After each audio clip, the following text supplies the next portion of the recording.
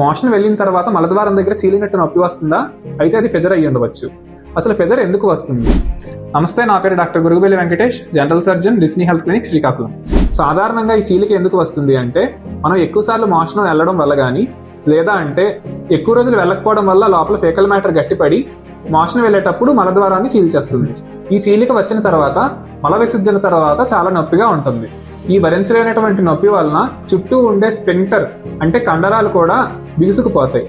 దీనివల్ల మనం మోషన్ వెళ్ళడం చాలా కష్టమవుతుంది, తీవ్రమైన నొప్పి వస్తుంది.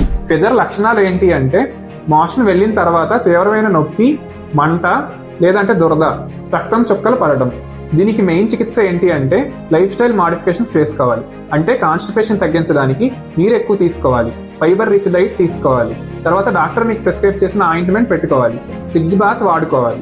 మొదట్లోనే ట్రీట్మెంట్ తీసుకుంటే సర్జరీకి వెళ్లాల్సిన అవసరం చాలా తక్కువగా ఉంటుంది. నెక్స్ట్ వీడియోలో అసలు సిడ్జ్ బాత్ అంటే ఏంటి, అది ఎలా వాడాలి, అది ఎలా తగ్గిస్తుంది అనేది తెలుసుకుందాం.